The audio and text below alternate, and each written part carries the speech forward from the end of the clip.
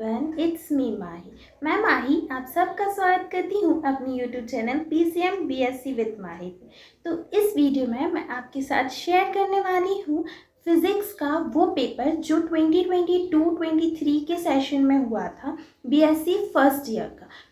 ये पेपर हमारा paper second होगा मैथमेटिकल फिज़िक्स का, मैकेनिकल प्रॉपर्टीज़, जनरल प्रॉपर्टीज़ वाला। तो इस वीडियो को आप ध्यान से देखिए, ये आपके लिए बहुत हेल्पफुल और यूज़फुल होने वाला है अगर आपका सिलेबस मैच होता है।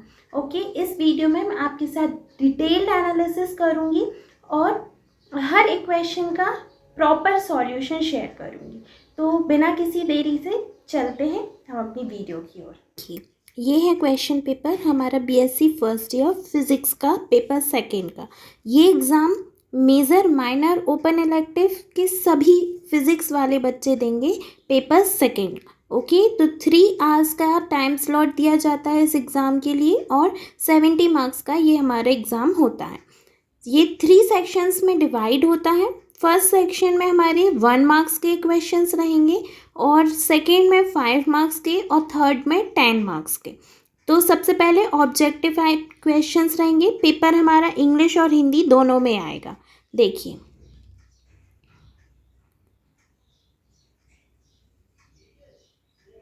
ये 5 हमारे MCQs हो गए।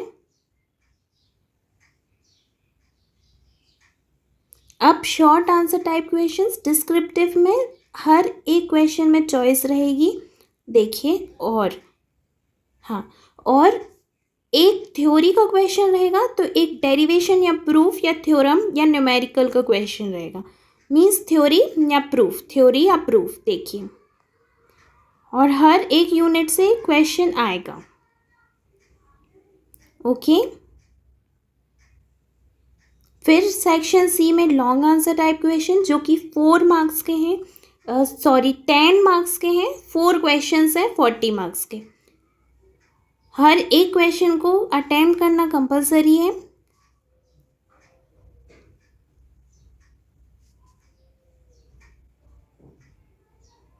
देखिए, तो ये था हमारा पेपर। अब मैं आपके साथ इसका सॉल्यूशन विद एक्सप्लेनेशन शेयर करती हूँ और इसकी PDF आपको प्रोवाइड कर दूँगी। ओके, तो चलिए बढ़ते हैं हम अपने सॉल्यूशन की ओर। देखिए, सबसे पहले section E objective type questions जो कि हमारे 1 मार्क्स के हैं और 5 क्वेश्चंस हैं 5 मार्क्स के। तो इनके आंसर्स क्या होंगे? फर्स्ट क्वेश्चन है, a vector normal to 4i cap minus 3j cap इज। 4i cap minus 3j cap का हमको नॉर्मल मीन्स ऑपोजिट वेक्टर लगाना है। तो इसमें हम क्या करते हैं, i कैप और j कैप सेम रहते हैं वहीं के वहीं और कंपोनेंट्स चेंज हो जाते हैं। तो 3i की जगह पे आ जाएगा और 4j की जगह पे। तो इसका आंसर क्या होगा हमारा, 3i cap minus 4j cap. Okay, now next question, the moment of inertia of a spherical shell about its diameter is।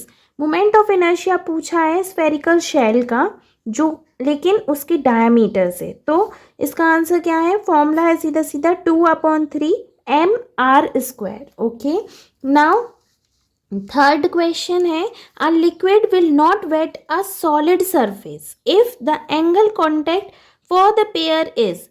एक लिक्विड सॉलिड सरफेस को गीला नहीं करेगा अगर उसके एंगल जो पेयर के कांटेक्ट में आ रहा है वो कितना है, मोर देन 90 डिग्री। अगर 90 डिग्री से ज़्यादा है तो ऐसी कंडीशन बनेगी। ओके, नाउ फोर्थ क्वेश्चन है कि the gravitational potential on the surface of a thin spherical shell is V।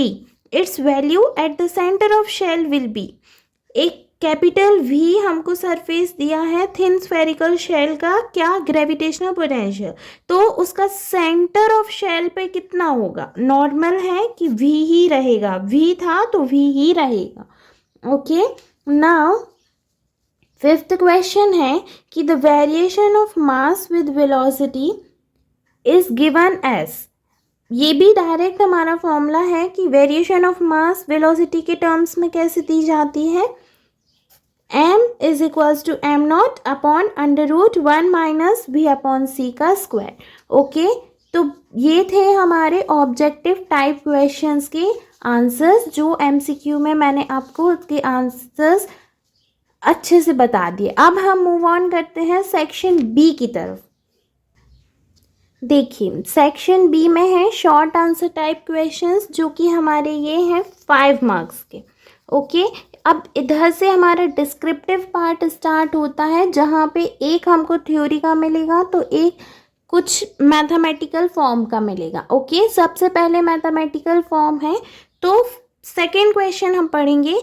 If v equal 2x square minus 3y square plus z square, represent the electrostatic potential at a point.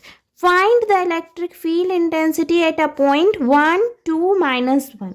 Question क्या कह रहा है कि हमको v is equals to, ये equation है जो electrostatic potential एक पॉइंट पे रिप्रेजेंट करता है।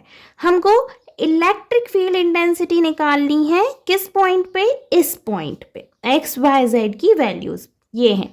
ओके, तो चलिए इसको हम सॉल्व कैसे करेंगे। वी नो दैट, फॉर्मूला के साथ हमको पता है कि electric field intensity vector E is equals to minus gradient V से डिनोट की जाती है। हम ऐसे निकालते हैं, तो उसका ग्रेडियंट का फॉर्मूला क्या होता है, minus i cap del v upon डेवर x plus j cap del v upon डेवर y plus k cap del v upon डेवर z. Okay, तो हम v की वैल्यूज रख देंगे जो हमको दी है सेम।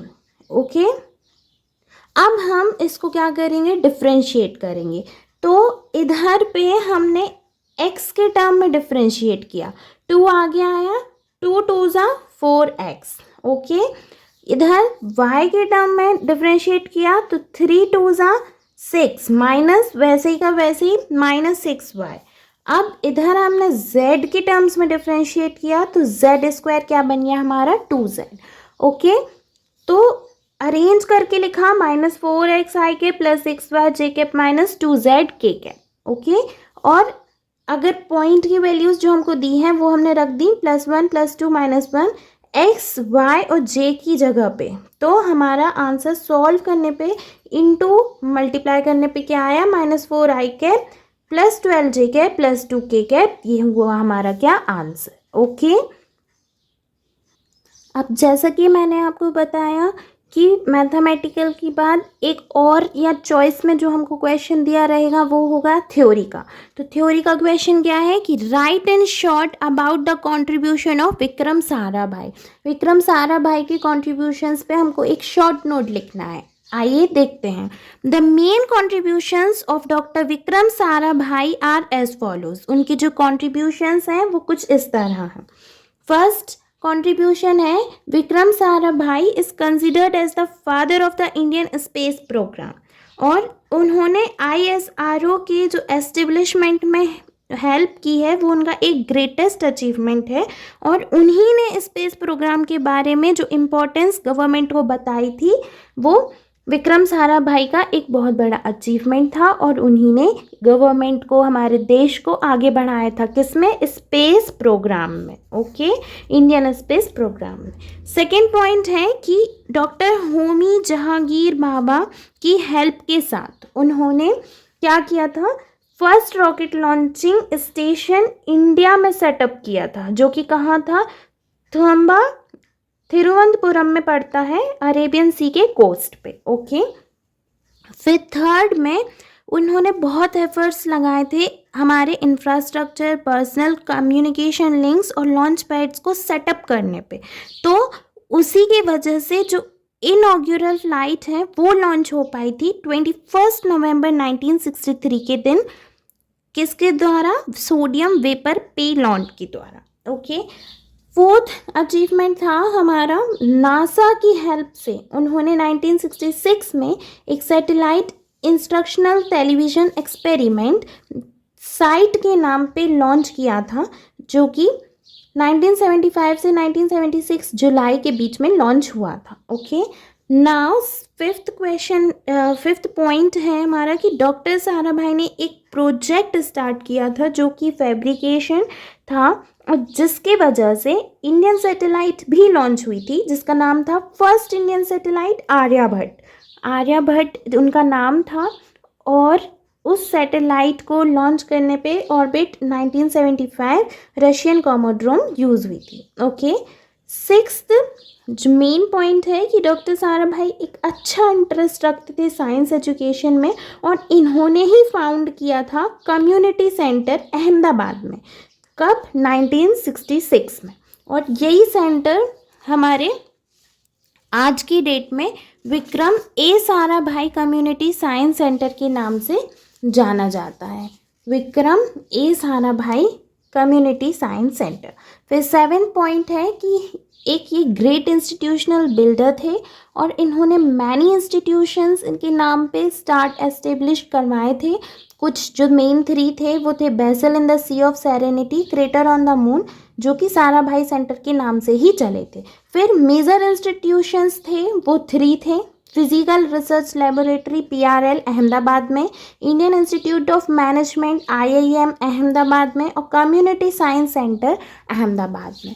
फिर सारे कॉन्ट्रीब्यूशंस और अचीवमेंट्स के लिए इनको पद्म भूषण और पद्म विभूषण के अवार्ड्स से नवाजा गया था। ओके, तो विक्रम साराभाई एक बहुत ही महान साइंटिस्ट थे, और इनके पास सारे कॉन्ट्रीब्यूशंस हमारे साइंस में ये थे। तो ये शॉर्ट नोट आपको लिखना पड़ेगा अगर ये क्वेश्चन आता है तो। नाउ थर्ड क्वेश्चन हम देखें। थर्ड क्वेश्चन फिर से वही मैथमेटिकल टर्म में आ गया कि the position vector of 2 particles of mass 100 gram and 300 gram at any instant are 2i cap plus 5j cap plus 13k cap and minus 6i cap plus 4j cap minus 2k cap centimeter respectively. Then find the position of center of mass. Question में हमको दिया है मास दिए हैं 2, m1 100 ग्राम का और m2 300 ग्राम का। Okay, और पोजीशन वेक्टर्स दिए हैं वेक्टर r1 इस इक्वेशन का, वेक्टर r2 इस इक्वेशन का। हमको क्या फाइंड करना है? Position of centre of mass. Position of centre of mass हमको फाइंड आउट करना है। आइए देखते हैं इसको हम कैसे फाइंड आउट करेंगे। सॉल्यूशन है कि हम इस फॉर्मूले से जानते हैं कि position vector of centre of mass कैसे निकालते हैं, m1 r1 plus m2 r2 upon m1 plus m2। Okay, तो बस हम वैल्यूज़ पुट अप कर देंगे और फिर इसको हम सॉल्व करेंगे। 100 प्लस 300 हमारा आएगा क्या? 400, और 00 से ये 00 हमारे सारे कैंसिल हो जाएंगे। तो क्या बचा? 1/4 और 2i cap plus 5j cap plus 13k cap, और प्लस यहाँ सिर्फ 3 बचेगा, तो 3 और ये इक्वेशन सेम। अब 3 को हम अंदर मल्टीप्लाई कर देंगे तो -18i cap plus 12j cap minus 6k cap, और इन दोनों को हम माइनस प्लस इक्वेट कर देंगे कि 2i cap minus 18i cap minus 16i cap आएगा, और 5j cap plus 12j cap 17j cap आएगा, और 13k cap minus 6k cap plus 7k cap आएगा। ओके, तो ये था हमारा मैथमेटिकल क्वेश्चन। अब नेक्स्ट थ्योरी का जो क्वेश्चन है वो है कि प्रूव करना है जो आयरन है वो मोर इलास्टिक होता है हमारे रबर से। ओके, तो इस क्वेश्चन पे की थ्योरी हम कैसे लिखेंगे कि जनरली हम कहते हैं कि rubber is more elastic than the steel और आयरन, ये तो हम जानते हैं और कहते हैं, लेकिन indeed elasticity of iron is about 50 times that of rubber. लेकिन आयरन की जो इलास्टिसिटी है वो 50 टाइम्स है किसके? रबर से। कैसा है ऐसे? A body is said to be more elastic if more force is required to bring a particular change. जितना ज़्यादा फोर्स एक चेंज को लाने के लिए रिक्वायर होता है उतना ही हम कहते हैं कि बॉडी इलास्टिक है। Which is for which the value of Young's modulus is more, means हमारी जो मेन यंग्स मॉड्यूलस की वैल्यू है वो सबसे ज़्यादा होनी चाहिए, वो उतना ही इलास्टिक होता है मटेरियल। ये तो हम पहले से पढ़ते हुए आए हैं। तो इसको प्रूव करने के लिए हम कंसिडर करते हैं 2 वायर्स, एक आयरन का और अदर वन रबर का, जिसकी लेंथ है कैपिटल L और रेडियस है स्मॉल r। ओके, तो उसको हम मान लो इलोंगेट कर रहे हैं कितना? Li और Lr की लेंथ से। ओके, जब उसको हम स्ट्रेच्ड करेंगे सेम लोड से, दोनों में सेम लोड लगाएंगे mg का, और हम मानते हैं कि if Y R Young's modulus हैं, ओके। यंग्स मॉड्यूलस आयरन और रबर को हम कैसे रिप्रेजेंट करेंगे, वाई आई और वाई आर से। तो हम यंग्स मॉड्यूलस के फॉर्मूले से जानते हैं कि y is equals to mg/l upon pi are square L, और यही l और y की वैल्यूज़ i और r से हम डिनोट करके इस फॉर्मूले पे रख देंगे, ओके। तो इसको अगर हम रेशियो में निकालें Y I upon Y R, तो सेम फॉर्मूला अपॉन में रख के हमको क्या मिला कि L R upon L I, okay. तो अब हम क्या कहेंगे कि it is our common experience. अपने कॉमन एक्सपीरियंस के हिसाब से जो लेंथ रहती है रबड़ की वो ज़्यादा होती है आयरन से। कब? जब हम सेम लोड दोनों पे स्ट्रेच करते हैं, ओके। इसीलिए length of rubber is greater than length of i. लेकिन ये हमने प्रूव किया है कि यंग्स मॉड्यूलस जो आयरन का है वो ज़्यादा है किससे? रबर से। तो इसीलिए हम लास्ट में ये क्या प्रूव कर चुके हैं कि hence iron is more elastic than rubber, जो हमें प्रूव करना था, ओके। अब हम मूव ऑन करते हैं नेक्स्ट फोर्थ क्वेश्चन की तरफ। अब फोर्थ क्वेश्चन है कि establish the expression for excess pressure inside a spherical drop. Spherical drop के अंदर जो एक्सेस प्रेशर रहता है उसको एक्सप्रेस करने का हमको इक्वेशन एक्सप्रेस करना है, ओके।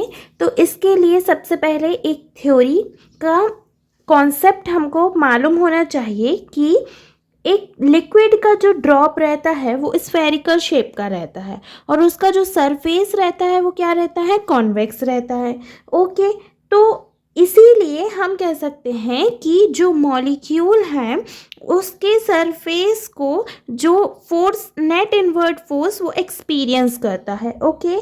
तो इसीलिए उसके स्फेरिकल सरफेस को इक्विलिब्रियम बनाए रखने के लिए, इक्विलिब्रियम फेस में बनाए रखने के लिए हम उसको बैलेंस कैसे करते हैं? रिजल्टेंट इनवर्ट फोर्स बैलेंस होगा फोर्स उसके एक्सेस प्रेशर जो ड्रॉप के अंदर है उससे, okay. Which is the pressure inside the drop is more than outside it. जो इनसाइड का प्रेशर है वो ज़्यादा होगा आउटसाइड से, ओके। तो ये था हमारा थ्योरी का कॉन्सेप्ट। अब हम डायग्राम ड्रॉ करें। ये है हमारा एक स्फेरिकल ड्रॉप, ये हमारा स्फेरिकल ड्रॉप। अब हम इसको एक्सप्लेन करेंगे कि डायग्राम में जो लिक्विड ड्रॉप है वो है रेडियस आर का, उसके बीच का जो सरफेस टेंशन है लिक्विड का वो क्या है? कैपिटल टी है, और प्रेशर इनसाइड द ड्रॉप, अंदर वाला P1, आउटसाइड बाहर वाला P2, अंदर वाला P1, बाहर वाला P2, ओके। अब मान लो कि ड्रॉप का डिवाइड है, उसको हम ड्रॉप को 2 हेमिस्फीयर्स में डिवाइड कर रहे हैं, ड्रॉप को हम 2 हेमिस्फीयर्स में डिवाइड कर रहे हैं, और किससे? प्लेन सरफेस से ABCD, ओके। तो इसके इक्विलिब्रियम जो अपर हाफ स्फीयर का इक्विलिब्रियम है उसको बनाए रखने के लिए इट इज़ एसेंशियल, वो ज़रूरी है कि outward force due to internal pressure P1 is equals to inward force due to external pressure P2 और inward force due to surface tension capital D। अब इसको हम रिप्रेजेंट कैसे करेंगे? Capital P1 into pi are square equal P2 into pi are square plus T into 2 pi R. तो यहाँ जो हम ABCD का एरिया निकालेंगे उस सरफेस का वो कैसे निकलेगा? पाई आर स्क्वायर से, और सरकमफेरेंस 2 पाई आर से। इसीलिए P1 minus P2 multiply by pi are square common लेके, और T इंटू 2 पाई आर। अब P1 माइनस P2 को हम क्या लिख सकते हैं? स्मॉल p, और ये यहाँ से 2T अपॉन आर आ जाएगा direct, 2T, T into 2, 2T और अपॉन आर, बाकी एक आर से आर स्क्वायर कैंसिल, और ये वाला आर इस साइड आ जाएगा, ओके। तो ये हमारा इक्वेशन हो गया जो हमको एक्सप्रेस करना था, ओके। अब इसी की चॉइस में एक और क्वेश्चन है जो आया था कि equation of continuity for liquid क्या है, और इसको एक्सप्लेन कीजिए। तो इसके लिए भी हम पहले थ्योरी का पार्ट समझेंगे कि when an ideal fluid, ideal fluid क्या होता है, जो कि नॉन विस्कस और इनकम्प्रेसिबल होता है। वो स्ट्रीमलाइन कंडीशन से फ्लो करता है, किससे, नॉन यूनिफॉर्म क्रॉस सेक्शन की ट्यूब से। तो उसके हर सेक्शन के ट्यूब पे जो प्रोडक्ट होता है एरिया ऑफ क्रॉस सेक्शन और वेलोसिटी ऑफ फ्लूइड का, वो कांस्टेंट होता है, और इसी को हम कहते हैं प्रिंसिपल ऑफ कंटिन्यूटी। यही क्या है, प्रिंसिपल ऑफ कंटिन्यूटी है। अब इसको अगर हम प्रूव करें तो fluid flowing through a tube of non uniform cross section का डायग्राम कुछ ऐसा बनेगा। अब चलिए, let an ideal fluid liquid of density ρ be flowing in a tube AB of non-uniform cross section। AB के ट्यूब से, नॉन यूनिफॉर्म क्रॉस सेक्शन के tube से हमारा एक लिक्विड फ्लो कर रहा है, आइडियल लिक्विड, जिसको डेंसिटी हमने ρ मान लिया है। ओके, द एरिया, उसका क्रॉस सेक्शन क्या है, area of cross section and A, eight the and A is A1 and velocity उसकी क्या है, V1। ओके, तो ऐसे ही सेम अगर B का देखें एंड B से, तो A2 उसका एरिया ऑफ क्रॉस सेक्शन होगा, वेलोसिटी V2 होगी। ओके, और therefore since the liquid entering eight the and A travels a distance V1 in 1 second, जो एंड A से लिक्विड एंटर कर रहा है वो V1 1 सेकेंड में V1 के डिस्टेंस से कर रहा है। Therefore the volume of liquid, इसलिए उसका वॉल्यूम क्या निकलेगा, A वाला, A1 V1, और मास क्या बनेगा, A1 V1 इंटू रू, मीन्स मास क्या है, एरिया इंटू डेंसिटी। ऐसे ही सेम एंड B के लिए A2 V2 रू उसकी डेंसिटी से मल्टीप्लाई करके मास बन जाएगा। अब एट द एंड क्या है कि since no liquid collects at any point of the tube, therefore mass of the liquid entering per second at the end is equal to mass of liquid leaving out per second. जो जितना enter कर रहा है मास of liquid, उतना ही leave करेगा पर second and B से, and ए से जितना आएगा उतना ही एंड बी से जाएगा।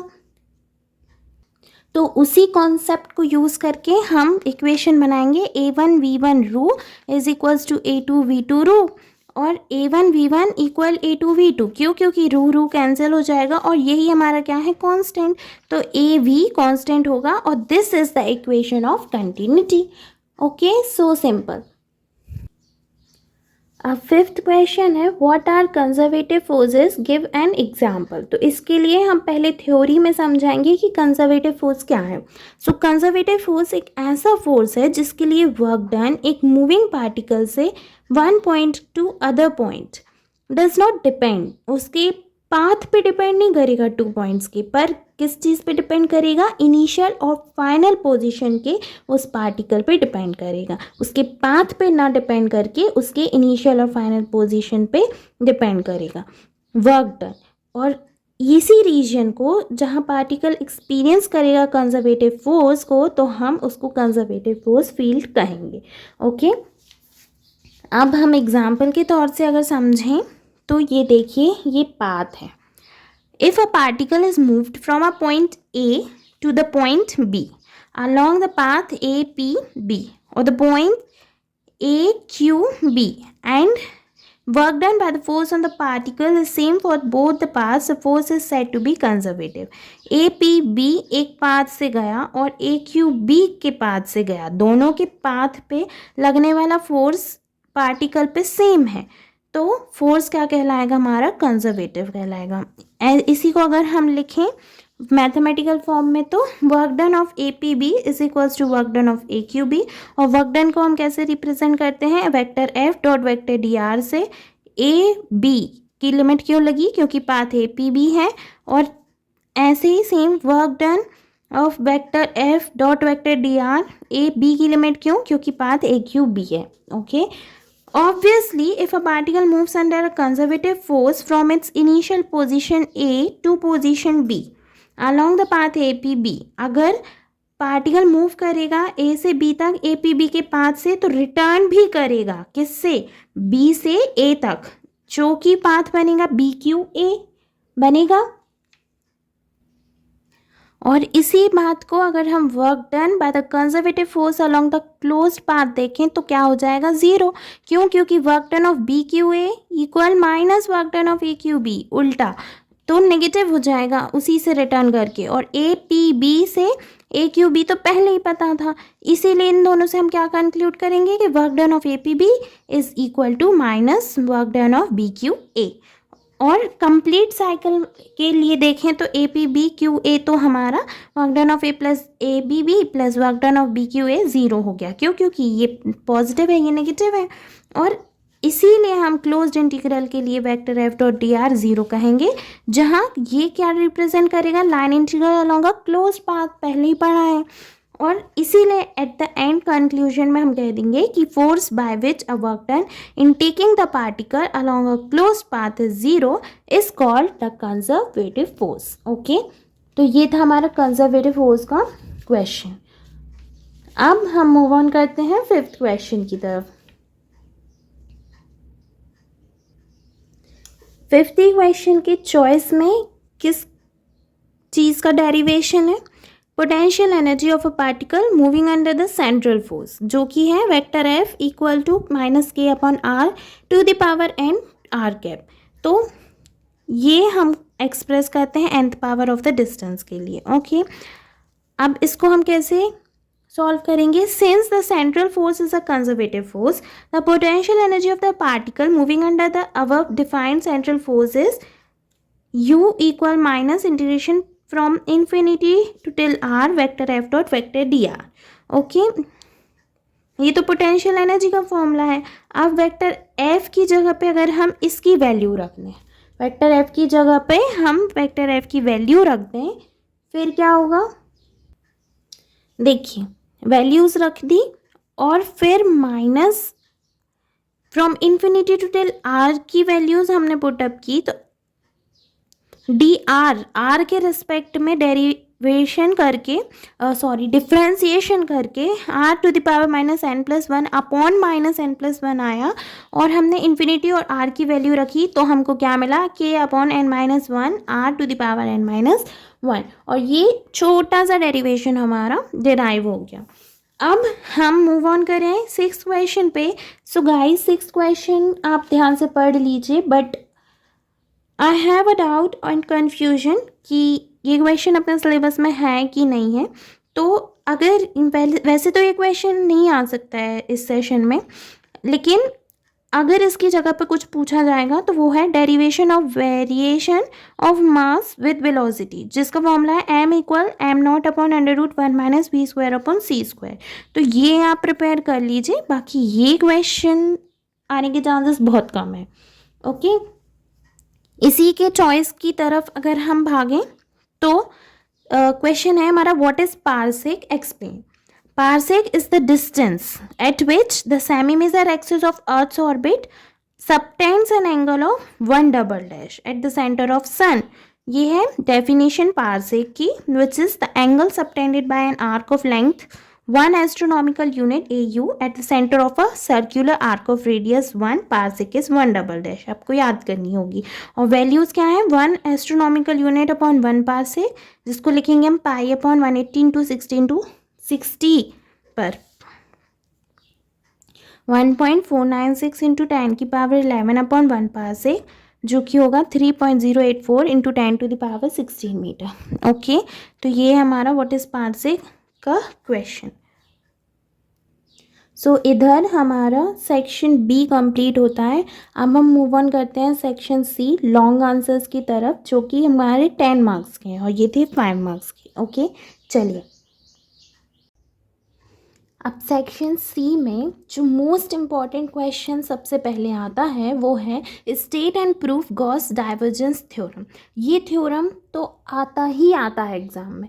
तो इस थ्योरम को स्टार्ट करने से पहले सबसे पहले हम इसका स्टेटमेंट लिखते हैं, पूछा जाए तो और ना पूछा जाए तो, लेकिन इधर तो पूछा ही गया है तो लिखेंगे ही। अकॉर्डिंग टू दिस थ्योरम, ये थ्योरम क्या है के लिए यूज़ होता है? हमारा वॉल्यूम इंटीग्रल को किसी भी वेक्टर फील्ड के डाइवर्जेंस को सरफेस इंटीग्रल में कन्वर्ट करने के लिए। ओके, जिस पे हम क्या मानते हैं कि जो वॉल्यूम है वो वी वो ओवर अ वॉल्यूम वी के वेक्टर फील्ड ए से कवर है। ओके, तो इसको हम रिप्रेजेंट कैसे करते हैं? Divergence of vector a triple integration v d v is equals to double integration of s vector a dot d a, ये हमारा फॉर्मूला है। ओके, तो लास्ट में conclusion, thus this theorem is use to convert the volume integral into the surface integral और convert the surface integral into the volume integral, means vice versa के लिए भी। Okay, तो अब इसका प्रूफ स्टार्ट करते हैं। प्रूफ स्टार्ट करने के लिए हम एक वॉल्यूम कैपिटल वी को कंसीडर करेंगे जो कि सरफेस एस से क्लोज्ड है। ओके, ये है। अब इधर पे जो वॉल्यूम है उसको हमने डिवाइड कर दिया स्मॉल एलिमेंट्स में, v1 v2 v3, ये वॉल्यूम को डिवाइड करके स्मॉल एलिमेंट्स में ले। अब यही एलिमेंट्स हमारे किस चीज़ से एनक्लोज्ड है? एलिमेंट्री सरफेसेस S1 S2 से। जैसे बड़ा वॉल्यूम था बड़े S से, वैसे ही एलिमेंट्री छोटे छोटे elements volume v1 v2 S1 S2 से हैं। ओके, एनक्लोज्ड हैं। अब इसी डेफिनेशन से, किस डेफिनेशन से? फ्लक्स की डेफिनेशन से हम कहेंगे कि फ्लक्स कैसे निकलेगा? Divergence of vector a i is equals to double integration of s i, हर एक सरफेस का आई के एलिमेंट तक vector a dot d a upon volume, उसका हर एक आई एलिमेंट का वॉल्यूम। ओके, और ये वॉल्यूम वी आई इस साइड चला जाएगा इंटरचेंज होके, तो vector a dot d a हमारा आ जाएगा। अब हम ऐड करेंगे क्वांटिटी को divergence of vector a i v i में। इस वाले इक्वेशन में अगर हम हर एक वॉल्यूम के एलिमेंट को ऐड करें तो क्या होगा? समेशन का साइन लग जाएगा और आई वी आई सेम वैसे ही डाइवर्जेंस ऑफ वेक्टर ए, इधर ट्रिपल इंटीग्रेशन किसका लगेगा? ओवर अ वॉल्यूम वी का। क्यों? क्योंकि अब हम वॉल्यूम वी के एलिमेंट को डाइवर्जेंस निकाल रहे हैं, फ्लक्स उसका देख रहे हैं, तो हर एक वॉल्यूम के एलिमेंट से निकलेगा तो फ्लक्स, इसीलिए जो हमारा ट्रिपल इंटीग्रेशन लगेगा वो ओवर अ वॉल्यूम वी का लगेगा और divergence of vector A D V. Okay, अब सिमिलरली अगर हम एक और क्वांटिटी अभी वॉल्यूम की थी, अब सरफेस की करें, हर एक आई एलिमेंट के सरफेस की वेक्टर ए डॉट डी ए में राइट साइड में अगर एलिमेंट्री सरफेसेस को ऐड करें तो क्या होगा? वही एस आई मीन्स हर एक आउटर सरफेस की वैल्यू निकलेगी और उसका फ्लक्स वही बनेगा vector a dot d A. Okay, तो इसीलिए ये प्रूफ हो गया कि चाहे वॉल्यूम का हो चाहे सरफेस का हो, दोनों इक्वल होंगे और इन दोनों को वाइस वर्सा हम कन्वर्ट करने के लिए इस थ्योरम का यूज़ करेंगे। This is the Gauss divergence theorem. Okay, I hope आपको ये समझ आ गया होगा। अब हम मूव ऑन करते हैं नेक्स्ट क्वेश्चन की तरफ। अब नेक्स्ट क्वेश्चन में हमको कर्ल ऑफ वेक्टर ए ये होता है क्रॉस प्रोडक्ट में, ये हमको वेरीफाई करना है। इसके लिए हम क्या करेंगे? If vector A X Y Z उसके क्या हैं? कंपोनेंट हैं किसी वेक्टर फील्ड वेक्टर ए के, तो यहाँ क्रॉस प्रोडक्ट डेल ऑपरेटर हम लिखेंगे वेक्टर फील्ड का। कैसे लिखते हैं? Curl of vector A is equals to del operator cross vector A. किसी भी वेक्टर फील्ड ए का कर्ल हम कैसे निकालते हैं? वेक्टर वी ऑपरेटर का क्रॉस प्रोडक्ट में वेक्टर फील्ड के साथ। अब इसी को अगर हम लिखें कार्टेशियन कोऑर्डिनेट्स में तो डेल ऑपरेटर को हम कैसे खोलते हैं? आई cap डेवर upon डेवर x plus j cap डेवर upon डेवर y plus k cap डेवर upon डेवर z. Okay, और वेक्टर ए को कैसे खोलते हैं? आई कैप ए एक्स सारे कॉम्पोनेंट्स लिख देंगे, जे कैप ए वाई और के कैप ए जेड ए के कॉम्पोनेंट्स और डेल ऑपरेटर की डेवर अपॉन डेवर एक्स करके कॉम्पोनेंट, सबके कॉम्पोनेंट लिख दिए। तो कर्ल ऑफ वेक्टर ए कैसे खुल जाएगा? क्रॉस प्रोडक्ट में सेम ऐसे खुल जाएगा। ओके, और इसी को अगर हम फर्दर सॉल्व करें तो कॉम्पोनेंट्स के साथ कुछ यूँ लिख देंगे क्रॉस प्रोडक्ट में।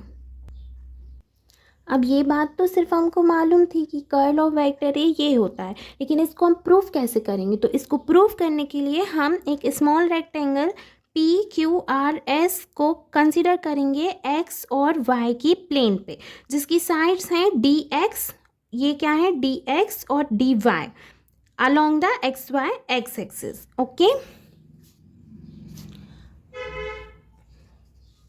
अब हम इसके कंपोनेंट्स लें अगर वेक्टर फील्ड वेक्टर ए के सेंटर पे, तो ए एक्स और ए वाई हमको दिख रहे हैं, इसीलिए एक्स एक्सिस और वाई एक्सिस पे हम ए एक्स और ए वाई के सेंटर पे उस रेक्टेंगल के वेक्टर फील्ड ए के कंपोनेंट्स लेंगे। अब इसी कंपोनेंट्स को अगर हम रेट ऑफ इंक्रीज लिखें किसकी वैल्यू पे, ए वाई की वैल्यू पे, तो अलोंग एक्स एक्सिस हमारा क्या बनेगा component, del a y upon डेवर x. Del upon डेवर x क्यों लगा, रेट ऑफ इंक्रीज के लिए। ऐसे ही ए एक्स के अलोंग वाई एक्सिस लगेगा तो डेवर अपॉन डेवर वाई लगेगा, वाई एक्सिस से डेवर अपॉन डेवर वाई आएगा, और ए एक्स किसका इंक्रीज हो रहा है, ए एक्स का। ओके, अब अगर हम कैलकुलेट करें लाइन इंटीग्रल को किस बाउंड्री पे, P Q R S P, P Q R S P, इस पूरी बाउंड्री के लाइन इंटीग्रल को अगर हम कैलकुलेट करना चाहें तो हम क्या करेंगे, कंपोनेंट्स निकालेंगे अलग अलग। ओके, और इसीलिए हम एक्स कंपोनेंट निकालें वेक्टर फील्ड ए का मिड पॉइंट पी क्यू से, तो क्या बनेगा, ए एक्स माइनस उसके रेट को कर देंगे minus.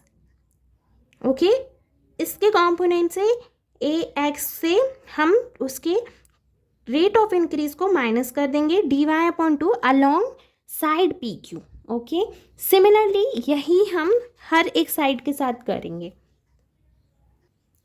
Similarly x component vector field vector a के आर एस साइड के लिए हम a x plus del upon डेवर y a x d y by two के एस आर अलॉन्ग साइड से करेंगे। फिर ऐसे ही क्यू आर साइड के लिए निकालेंगे किसका, वाई कंपोनेंट के साइड था, तो ए वाई में प्लस करेंगे। और ऐसे ही हम वाई कंपोनेंट और वेक्टर फील्ड वेक्टर ए के लिए अलॉन्ग साइड क्यू आर के निकालेंगे, तो ए वाई लेंगे वाई कंपोनेंट में, और वही हम अपना रेट ऑफ चेंज रख के del upon डेवर x a by d x by two लिख देंगे। फिर सेम वाई कंपोनेंट के लिए किस साइड से, अप साइड एस पी या पी एस के लिए, तो ए वाई का component rate of change D x upon two, और ये हो गया।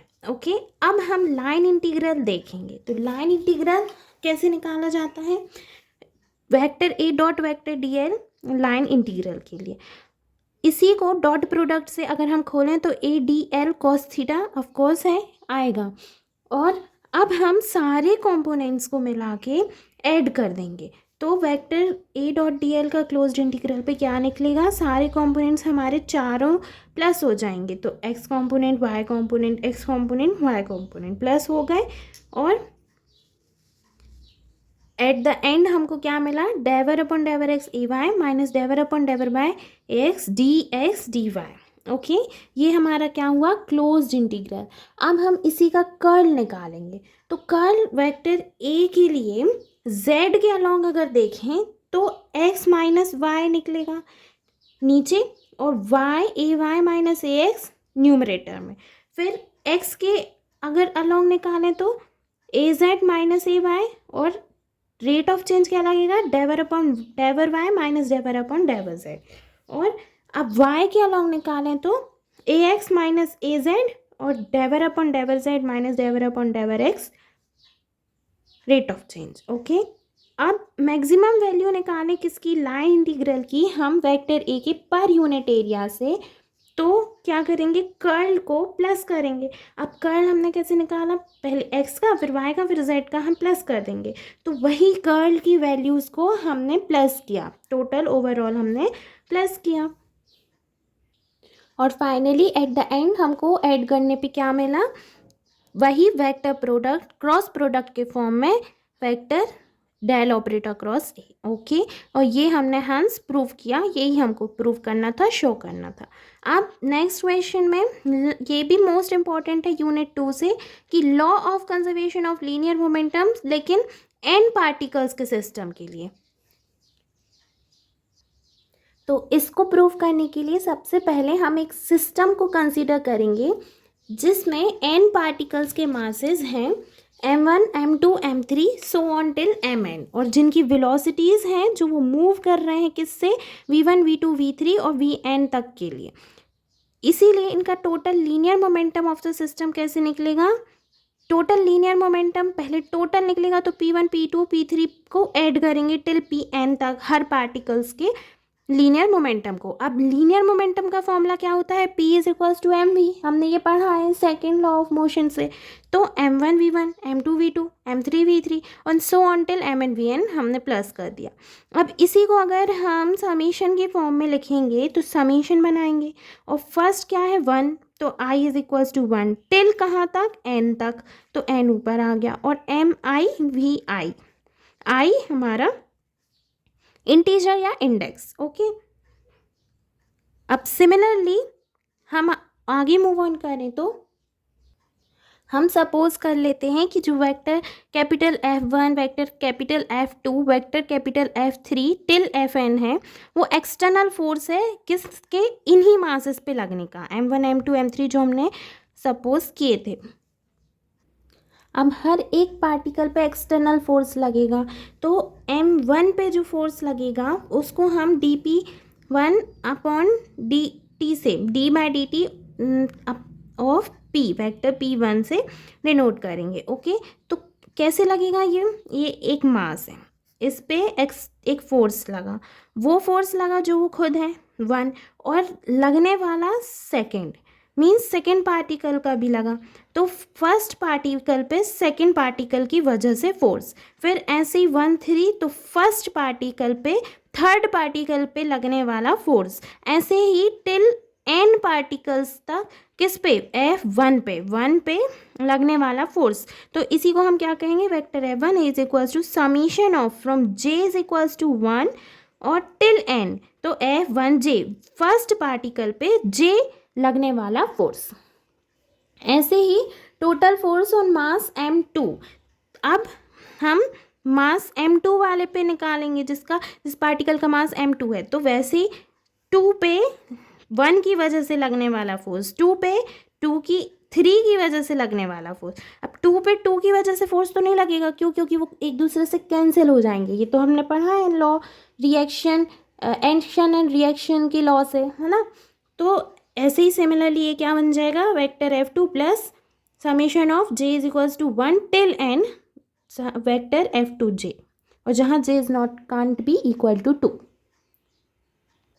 ऐसे ही सिमिलर m3 के साथ होगा, मास पार्टिकल 3 से, तो dp3 अपॉन dt को उसको हम रिप्रेजेंट करेंगे, और 3 पे लगने वाला 1 की वजह से फोर्स, 2 की वजह से फोर्स और 4 की वजह से फोर्स, लेकिन 3 की वजह से नहीं लगेगा। ओके, अब इसी को अगर हम शो कर दें कि वेक्टर F12 क्या है, force on first particle due to second particle, और force on second particle due to first particle 2 1 है। अब हम सारे टर्म्स को फिर से ऐड कर देंगे, क्यों, क्योंकि हमको टोटल फोर्स चाहिए। तो टोटल फोर्स क्या आएगा, vector F is equals to vector dp1 upon dt plus dp2 upon dt, वही सेम, फिर इनकी वैल्यूज़ भी हम पुटअप कर देंगे, और एक्सटर्नल फोर्स तो हमारा रहेगा ही रहेगा।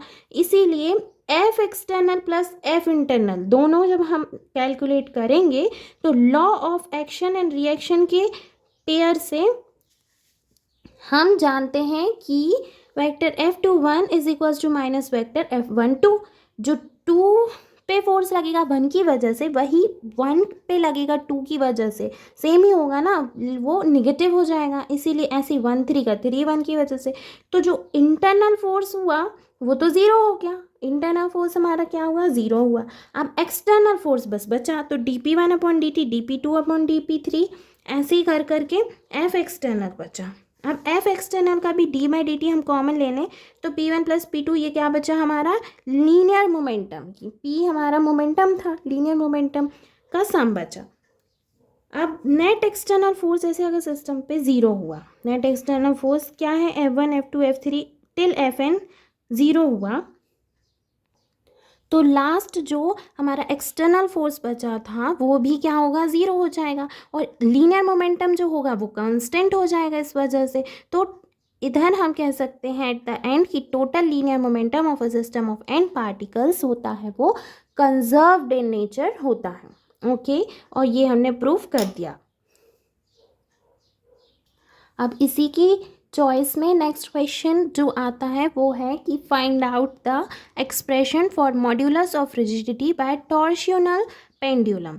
तो हमने इसके लिए सबसे पहले एक पेंडुलम को ड्रॉ किया। ओके, अब इधर हम ये जानते हैं कि if C is the, capital C क्या है, टॉर्शनल रिजिडिटी है किसी वायर की, इस वायर की टॉर्शनल रिजिडिटी है, और थीटा इसके बीच का एंगल है जो ट्विस्ट में प्रोड्यूस करता है।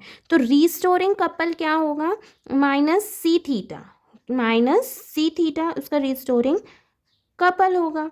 और जहाँ सी की वैल्यू क्या होती है टॉर्शनल रिजिडिटी की, पाई ईटा आर की पावर 4/2L। और यहीं अगर आई है मोमेंट ऑफ इनर्शिया किसी बॉडी का जो एक्सिस ऑफ रोटेशन के अबाउट या वजह से है, और एंगुलर एक्सेलरेशन बॉडी का क्या है अल्फा d² θ/dt², और इनर्शिया कपल क्या है आई अल्फा, तो अल्फा की वैल्यू d² θ/dt²। तो ये हो गया इनर्शियल कपल। लेकिन इस टॉर्शनल पेंडुलम का अगर हम इक्विलिब्रियम केस देखें तो इक्विलिब्रियम क्या होगा, इनर्शियल कपल जो अंदर से कपल मीन्स ट्विस्ट के लिए एंगल ऑफ ट्विस्ट में जो प्रोड्यूस हो रहा है उसका is equal to restoring couple जो उसमें रीस्टोर करेगा स्प्रिंग जब वायर नीचे आएगा। तो इन दोनों की वैल्यूज़ अगर हम रखते हैं I d² θ/dt² is equal to minus C theta, और इक्वेशन को बैलेंस करने के लिए इसको इस साइड ले आए तो plus C/I theta is equals to 0, और C/I हम जानते हैं ओमेगा का स्क्वायर होता है, तो omega theta is equals to 0। This is the equation of simple harmonic motion whose time period is capital T is equals to 2π/ω।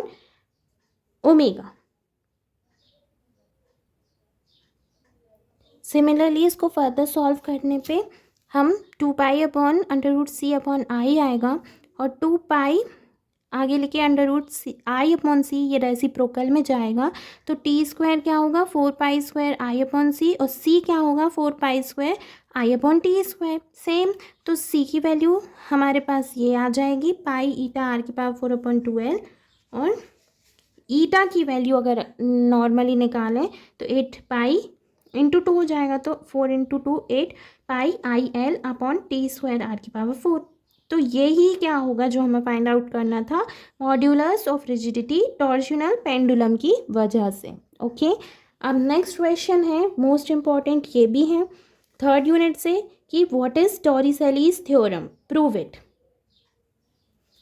सबसे पहले इसका स्टेटमेंट हम देखेंगे कि टॉरिसेलीज थ्योरम के अकॉर्डिंग एक लिक्विड का जो वेलोसिटी है उसके एफ्लिक्स का उसके ऑरिफाइस से वो किसी वेसल में इक्वल होता है उस वेलोसिटी के जो वो लिक्विड अक्वायर करता है falling freely from the free surface of the liquid to that orifice. Okay, means acceleration से। तो इसको प्रूव करने के लिए सबसे पहले हम just outside the orifice A the pressure क्या है, एटमॉस्फेरिक प्रेशर कैपिटल P है। काइनेटिक एनर्जी उस यूनिट वॉल्यूम की ½ से हम रिप्रेजेंट करेंगे, और जो वेलोसिटी है एफ्लक्स की उस लिक्विड की वजह से ऑरिफाइस ए में वो, और potential energy ρgH minus capital H minus small h means इसकी हाइट। तो पोटेंशियल एनर्जी और वेलोसिटी दोनों हमने फाइंड आउट कर ली काइनेटिक एनर्जी। ओके, अब इधर हम बर्नौलीज़ थ्योरम का यूज़ करेंगे। बर्नौलीज़ थ्योरम हमारा क्या कहता है कि the sum of pressure energy, kinetic energy and potential energy किसी भी यूनिट वॉल्यूम लिक्विड के सेम होना चाहिए फ्री सरफेस ऑरिफाइस ए के लिए। तो P capital P plus 0 plus ρgH जो कि है P plus ½ ρv² capital H minus small h, और ½ ये इस साइड आया इज इक्वल टू ρgH, ये P से P कैंसिल।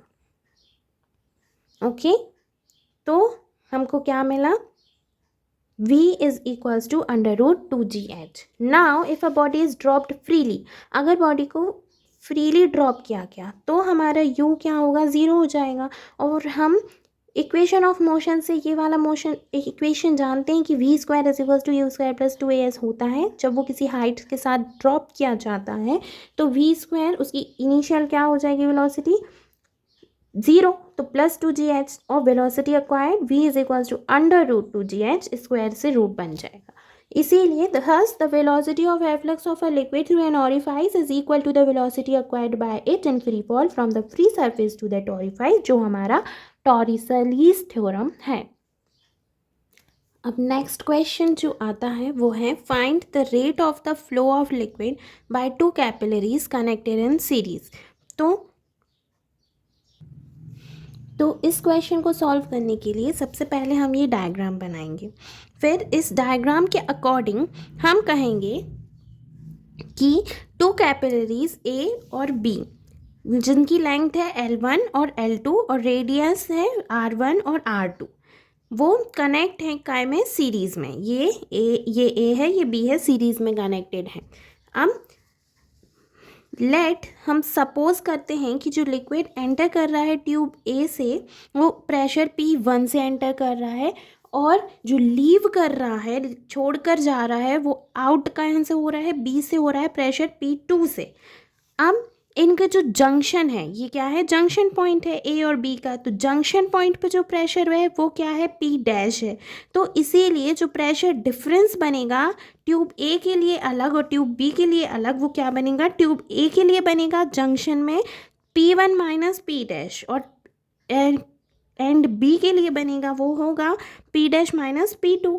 तो वॉल्यूम निकालें अगर हम पर सेकेंड फ्लोइंग आउट लिक्विड का, तो क्या है, वो सेम है, Q1 is equals to Q2, means दोनों का जो वॉल्यूम है लिक्विड का फ्लोइंग आउट पर सेकेंड वो क्या है, सेम है, तो इसलिए उसको तो हम Q बोल देंगे हैं। तो अब पॉइजन्स फॉर्मूला से हमको क्या पता है कि Q is equals to pi P1 minus P' R1 की पावर 4/8 ईटा L1। ये किसके लिए है, ए के लिए, सेम ये बी के लिए है, P' माइनस P2 R2 का 4 की पावर 4/8 ईटा L2। ओके, तो प्रेशर डिफरेंस निकालेंगे ट्यूब ए के लिए P1 माइनस P' तो Q की वैल्यू, और प्रेशर डिफरेंस एंड बी के लिए P' माइनस P2 Q की वैल्यू। तो आप दोनों इक्वेशन को अगर हम ऐड करें तो P' यहाँ नेगेटिव है और यहाँ पॉजिटिव है, दोनों कैंसिल होके क्या आएगा, P1 माइनस P2 और 8 eta same as it is Q upon pi, और L1 R1 की पावर 4 प्लस L2 R2 की पावर 4, ये कॉमन लेके इसको ब्रैकेट में रख देंगे। तो क्या आएगा हमारा Q की वैल्यू, पाई P1 माइनस P2 8 ईटा और सेम एज इट इज़, जहाँ P1 माइनस P2 क्या है, प्रेशर डिफरेंस है सारे सिस्टम का। इसीलिए हम ये लास्ट में कह सकते हैं कि ये जो इक्वेशन निकला हमने डिराइव किया, यही हमको क्या शो कर रहा है, rate of flow of liquid through the 2 capillaries connected in series. Okay, hence we proved it. Now 10th question की तरफ मूव ऑन करें। तो ये क्वेश्चन कह रहा है कि find the expression for gravitational potential and intensity of gravitational field. Potential और इंटेंसिटी निकालना है यूनिफॉर्म स्फेरिकल शेल की ग्रेविटेशनल फील्ड के दौरान। चलिए, तो इसके लिए हम कंसीडर करेंगे एक थिन स्फेरिकल शेल जिसका मास है कैपिटल M और रेडियस है स्मॉल a। देखिए ध्यान से इसको। अब जब ग्रेविटेशनल पोटेंशियल और इंटेंसिटी हम किसी ग्रेविटेशनल फील्ड पर निकालेंगे पॉइंट P से और डिस्टेंस R पे जिसका सेंटर O पर है, तो हम कैसे निकालेंगे, सबसे पहले पॉइंट P जब आउटसाइड द शेल होगा तब R बड़ा होगा A से, फिर point P on the surface of a shell होगा तो R इक्वल होगा A के, और पॉइंट P जब इनसाइड द शेल होगा तो R स्मॉल होगा A से। चलिए अब हम कैलकुलेट करें तो सरफेस एरिया ऑफ शेल हम जानते हैं 4 पाई A स्क्वायर से उसका एरिया निकलता है। डेंसिटी कैसे निकलती है, mass per unit area, sigma is equals to M upon 4 pi A square. तो अब हम कंसीडर करेंगे कि ये जो हमारा स्फेयर था, स्फेयर पे EF और GH से परपेंडिकुलर पैरेलल प्लेन्स पे परपेंडिकुलर लाइन OP के हमने ड्रॉ की है। ओके, और entire shell can be consider to consist of large number of such rings, और ये रिंग बनती है, कौन सी रिंग बनती है, EFGH। Okay, EFGH। जिसका एंगल GOP पे थीटा है और EOP पे थीटा प्लस D थीटा है। EOP और GOP पर थीटा, और ये है क्या, थीटा प्लस D थीटा। तो जहाँ D थीटा बहुत स्मॉल है, अब रेडियस ऑफ रिंग क्या बन जाएगी, A साइन थीटा। 90 डिग्री आ गया तो क्या बनेगा, A sine theta. Width of ring AD theta. Surface area of ring कैसे निकलेगा, circumference into width to 2 pi A square sine theta into AD theta, और mass of ring, area of ring into surface density तो 2 pi A square sine theta D theta into, देखिए, into sigma. अब diagram से ये बात हमको clear है कि point P is at a distance R from each point of the ring EFGH। तो ग्रेविटेशनल पोटेंशियल रिंग का क्या निकलेगा, dV is equals to minus G into mass of ring upon distance, और ये सारी वैल्यूज़। फिर ट्राइंगल GPO में GP का स्क्वायर फॉर्मूला रखकर OG का स्क्वायर प्लस OP का square minus 2AG dot OP cos theta. Okay, और R स्क्वायर, GP की वैल्यू कैपिटल R थी, OG की A, OP की R स्क्वायर। सेम इसको फर्दर सॉल्व करके हमको क्या मिला, dV is equals to minus 2 pi A G sigma upon R dr। अब 3 केसेस बनेंगे जैसा कि मैंने आपसे कहा था। तो पॉइंट P जब आउटसाइड होगा स्फेरिकल शेल के तो हमारा gravitational potential minus GM upon R होगा और intensity minus GM upon R square होगी। जब केस 2 में पॉइंट P हमारा सरफेस ऑफ स्फेरिकल शेल पर होगा तब gravitational potential minus GM upon a होगी, gravitational intensity minus GM upon a square होगी। और पॉइंट P जब इनसाइड द स्फेरिकल शेल होगा तो V हमारा पोटेंशियल क्या होगा, माइनस GM अपॉन ए होगा और इंटेंसिटी 0 होगी। अब लास्ट क्वेश्चन है, explain the meaning of elastic collision, obtain the expression for the velocity after the elastic collision. तो इलास्टिक कॉलिजन को अगर हम एक्सप्लेन करें तो कहेंगे कि इलास्टिक कॉलिजन वो कॉलिजन होता है जहाँ पर कंजर्वेशन ऑफ लीनियर मोमेंटम और काइनेटिक एनर्जी दोनों कंजर्व्ड रहती हैं। इलास्टिक कॉलिजन में काइनेटिक एनर्जी का कोई लॉस नहीं होता है। जैसे एग्जांपल अगर हम लें तो स्टील और ग्लास की 2 बॉल्स जब कोलाइड करती हैं तो वो उसको हम कहते हैं कि इलास्टिक कॉलिजन हुआ है। और इसका एक्सप्रेशन या derivation I am giving you as your homework. Okay, so finally ये पेपर हमारा हुआ पूरा सॉल्व। अगर ये वीडियो आपको पसंद आई हो, और आई होप ये वीडियो आपको पसंद आई ही होगी, बहुत यूज़फुल और हेल्पफुल होने वाली है। अगर यहाँ तक आपने लास्ट तक मेरी वीडियो को देखा है, मेरी वीडियो को देखने के लिए बहुत बहुत शुक्रिया। आप सपोर्ट कीजिए मुझे मेरी वीडियो को लाइक करके, शेयर करके और मेरे चैनल को सब्सक्राइब करके, और अपने व्यूज़ मेरे साथ रिस्पॉन्सेज शेयर कीजिए कमेंट बॉक्स में। मैं उनको ज़रूर देखूंगी और रिप्लाई करूंगी। ऐसी वीडियोस और अलग सब्जेक्ट्स की पाने के लिए, और पेपर सॉल्व करने के लिए, और सॉल्यूशन पाने के लिए जुड़े रहिए मेरे साथ। मिलते हैं नेक्स्ट वीडियो में। Bye bye, take care, thank you.